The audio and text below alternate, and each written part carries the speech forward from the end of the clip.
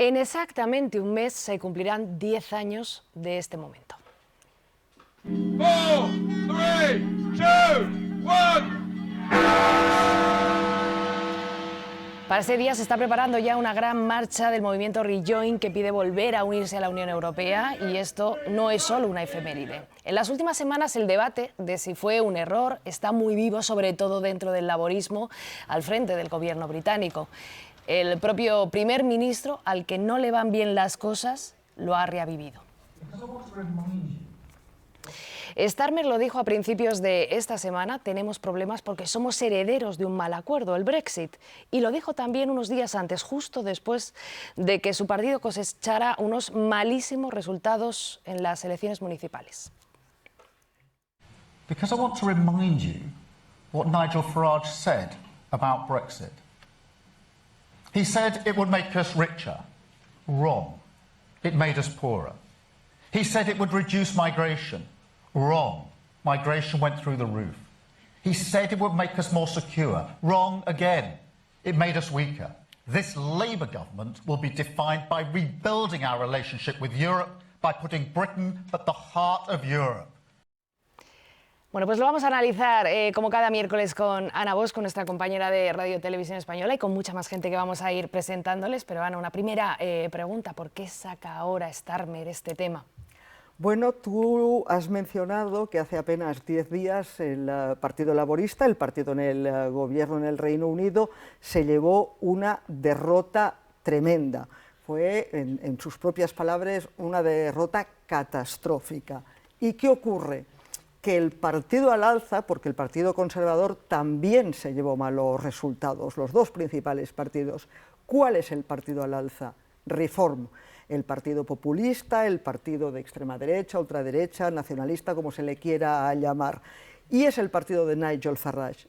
Nigel Farage, hasta la fecha, ha tenido una sola reivindicación política, que fue sacar al Reino Unido de la Unión Europea, hasta el punto de que se le llama Mr. Brexit. Pero ¿qué pasa? Que no le pasa factura. Es decir, cuando al cabo de 10 años del referéndum, un poco menos de cuando se hizo efectiva la salida, pero cuando el balance clarísimamente no satisface a la mayoría de los británicos, se da la paradoja de que Nigel Farage no acusa el golpe y es el líder en alza. Entonces lo que intenta Starmer es, por así decirlo, pegarle pegarle la marca, la mancha del Brexit, pegársela a Nigel Farage, que nadie se olvide de eso y confía en que eso le pase factura y eso le quite votos en unas próximas elecciones generales. Pero corre un riesgo importante Keir Starmer, porque no nos olvidemos de que el Brexit, de que la salida o la permanencia en la Unión Europea dividió al Partido Conservador, pero también dividió al Partido Laborista. Vamos a ver cómo están sentando estos movimientos en Londres y en Bruselas. Vamos a comenzar en el Reino Unido. Diego Arizpeleta, cuéntanos cómo se está viviendo en la sociedad británica que se reabra el melón desde la política de la Unión Europea. Bueno, pues en realidad, en línea con lo que está diciendo nuestra compañera Ana Bosch, aquí hay personas que lo ven con buenos ojos y hay otras personas que probablemente no lo vean así, porque es un asunto tremendamente divisivo, tremendamente doloroso y además es transversal. Como decía Ana Bosch, divide tanto al Partido Conservador como al Partido Laborista. Y sobre todo el Brexit fue un fenómeno que cabría calificar de nacionalista e inglés, porque si miramos los resultados de aquel referéndum del año 2016, veremos que el no al Brexit ganó en Escocia, ganó en Irlanda del Norte, ganó en Gales, ganó también en Gibraltar, o sea que llevado al extremo, incluso las consecuencias del Brexit están poniendo en riesgo la unidad de este país. También podríamos predecir algo, y es que si una persona no va a reabrir este melón, el melón del Brexit, va a ser precisamente el favorito de las encuestas, el favorito de las bases laboristas, que es el actual alcalde del Gran Manchester, del Greater Manchester, este es Andy Burnham. ¿Y por qué no lo va a hacer? Por una parte, porque en Inglaterra ganó mayoritariamente el sí al Brexit, menos en Londres, en Liverpool, y también en la ciudad de Manchester, no así en Greater Manchester, en el Gran Manchester. Y sobre todo porque para él conseguir ese puesto en el Parlamento de Westminster tiene que pasar por unas elecciones parciales en el distrito electoral de Makerfield. Y si miramos también el archivo de qué es lo que sucedió en aquel año 2016, el 65% de los votantes en Makerfield votaron a favor del Brexit. Por tanto, si Andy Burnham quiere conseguir ese puesto, ese escaño en Westminster, desde luego sus posibilidades pasan porque no reabra ese melón y mucho menos porque abogue por el reintegro del Reino Unido en la Unión Europea. Se va a cuidar mucho de afirmar tal cosa y de hecho él hace unos días también ha dicho que no lo va a reabrir porque el Reino Unido no puede estar atrapado siempre en el mismo bucle melancólico. En unos minutos vamos a volver de nuevo a Londres, pero en la capital comunitaria, después de lo que costó y supuso su marcha, Mariana Gancedo, no sé qué reacciones provoca en Bruselas la posibilidad de que el Reino Unido se plantee volver.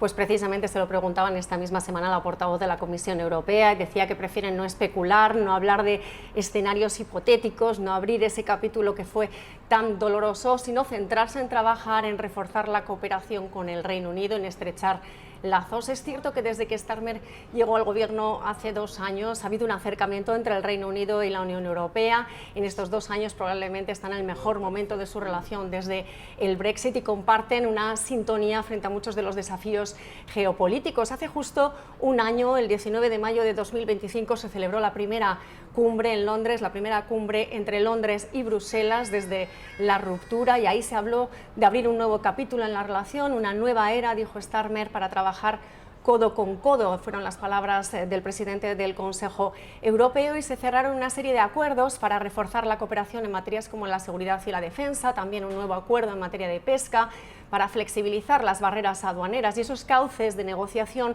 han seguido abiertos durante este año. Por ejemplo, hace unas semanas se cerró también un acuerdo para que el Reino Unido vuelva a participar en el programa Erasmus a partir del próximo año, a partir de enero del próximo año, y en este momento hay conversaciones para que se celebre una nueva cumbre este año. De nuevo sería en esta ocasión aquí en Bruselas, y sería una cumbre al más alto nivel. Gracias, Mariana. Bueno, nos acompaña en este punto aquí en el plato del 24 el diplomático Juan González Barba. Usted fue secretario de Estado para la Unión Europea cuando se materializó el Brexit, así que es una voz más que autorizada. Le agradezco muchísimo que haya tenido el tiempo de acercarse. Muchas gracias. Bueno, una primera pregunta que le voy a hacer, luego abro el turno de preguntas también para la mesa, pero una década después del referéndum, ¿qué balance hace para el Reino Unido? ¿Le ha debilitado o le ha fortalecido?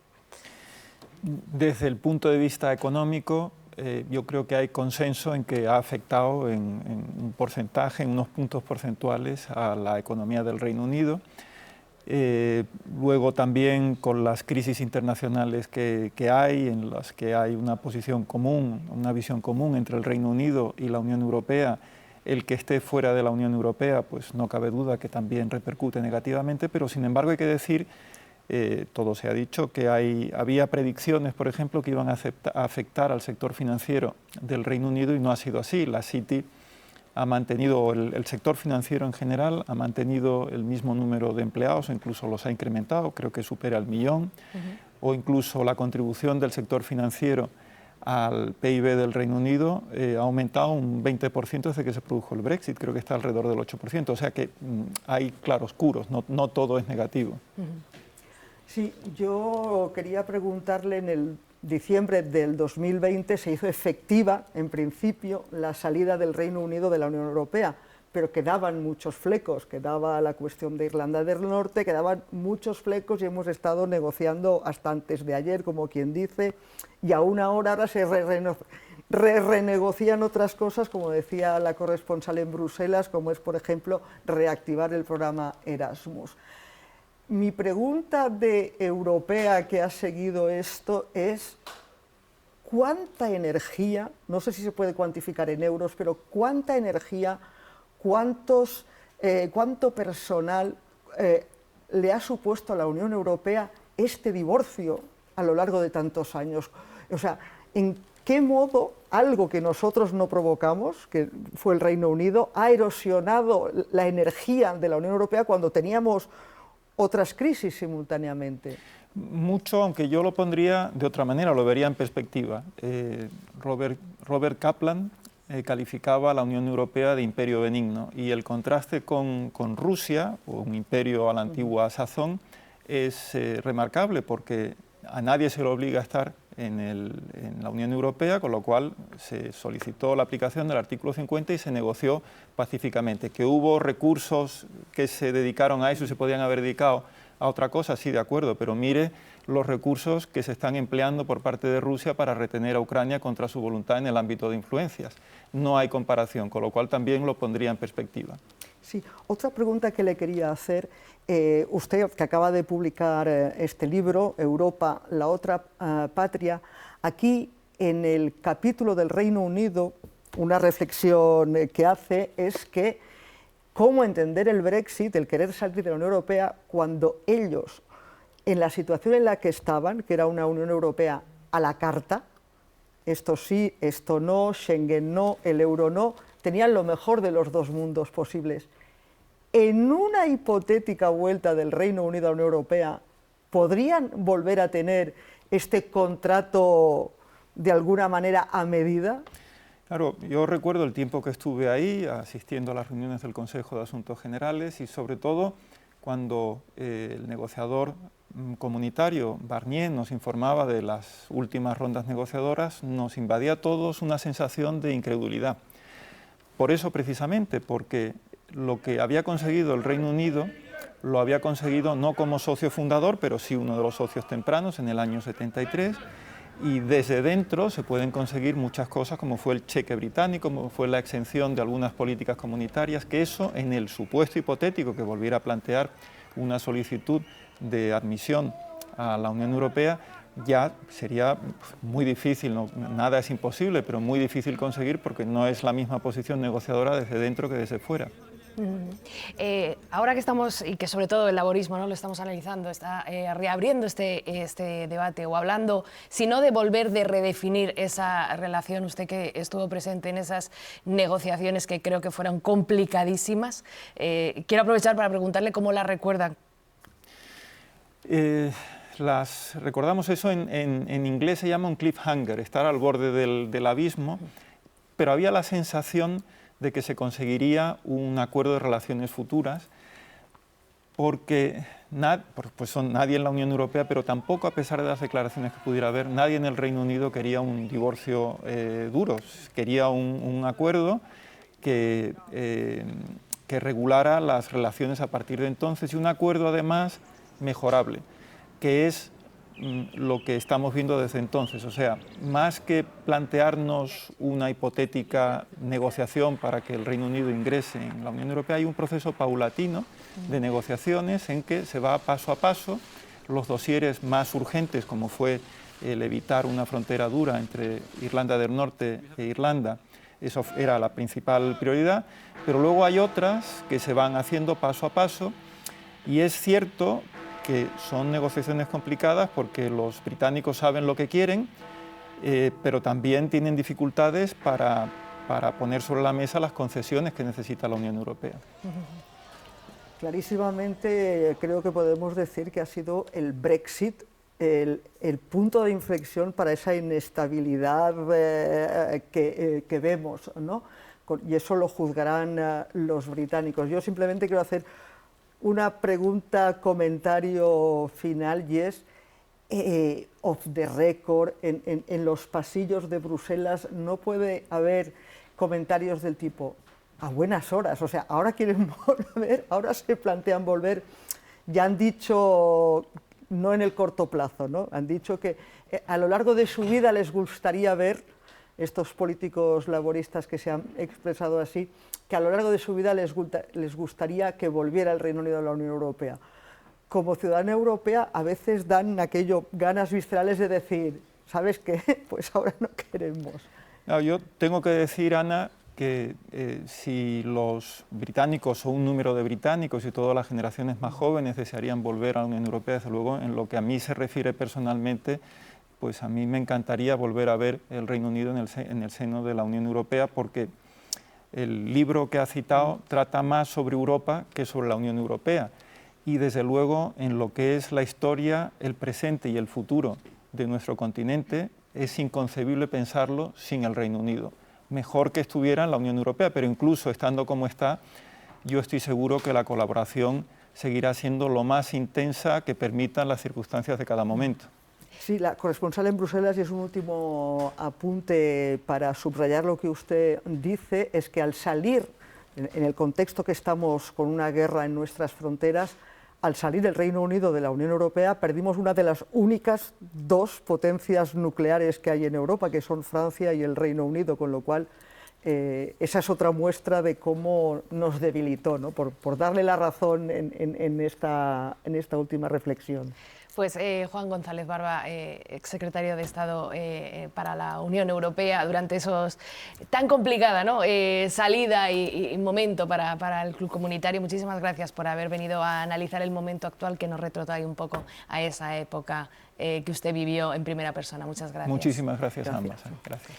Bueno, como estamos comentando, el divorcio fue exasperante, muy lento, pero esa búsqueda de la soberanía ha sumido en un caos a la política británica.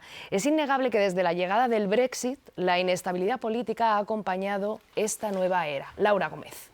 Sí, desde que David Cameron dimitió en 2016 después del referéndum del Brexit, han pasado por Downing Street 5 primeros ministros. Esto significa que de media el país ha tenido un primer ministro cada 2 años. Vamos a hablar de ellos por orden cronológico. Comenzamos por Theresa May. En julio de 2016 se convirtió en la segunda mujer en ocupar el cargo de primera ministra después de Margaret Thatcher. Estuvo en el poder 3 años y las presiones, tanto dentro de su formación como externas, la llevaron a dimitir tras no lograr que el Parlamento de su país aprobara un acuerdo sobre el Brexit. Fue sucedida por Boris Johnson. Después de lograr uno de los mayores triunfos electorales del Partido Conservador, durante su mandato Johnson logró cerrar un acuerdo para el Brexit y Reino Unido abandonó el bloque comunitario el 31 de enero de 2020. El principio de su fin lo marcó un informe sobre el conocido como Partygate, el escándalo por las fiestas del gobierno británico durante el confinamiento por la pandemia de coronavirus en Reino Unido. Una revuelta ministerial terminó forzando su dimisión y le sucedió Liz Truss. Truss ha sido la primera ministra que menos tiempo ha estado en el número 10 de Downing Street. Anunció su dimisión solo 44 días después de alcanzar el poder y tras plantear un plan de crecimiento para reducir los impuestos que hizo que se desplomara el valor de la libra y disparó la prima de riesgo en Reino Unido. Aquí es cuando entra en escena Rishi Sunak. Durante su gestión como primer ministro se centró en reducir las listas de espera del Servicio Nacional de Salud y en dar un impulso a la economía, pero el crecimiento y la productividad siguieron estancados. Después de 2 años en el cargo, convocó elecciones anticipadas y el resultado fue una derrota histórica que puso fin a 14 años de gobierno conservador. Tras lograr una victoria aplastante en las elecciones de 2024, Starmer ha tenido que hacer frente a varias huelgas del sector público, problemas con la inmigración y la creciente incertidumbre económica. Después de las elecciones locales celebradas a principios de este mes, que han reflejado un fuerte retroceso del laborismo, las encuestas revelan que 2/3 de la población cree que Starmer debería dimitir. El primer ministro ha descartado hacerlo, pero habrá que esperar para ver qué sucede. Gracias, Laura. Vamos a volver a Londres porque esta inestabilidad política la vive y la cuenta cada día Diego Arezpeleta. Estos nuevos debates que reviven los laboristas no lo hacen desde la unidad, sino en medio de una situación interna muy complicada, ¿no? Bueno, pero lo cierto es que el Partido Laborista lleva en una situación complicada casi desde el día después de ganar con una amplia mayoría aquellas elecciones del mes de julio del año 2024.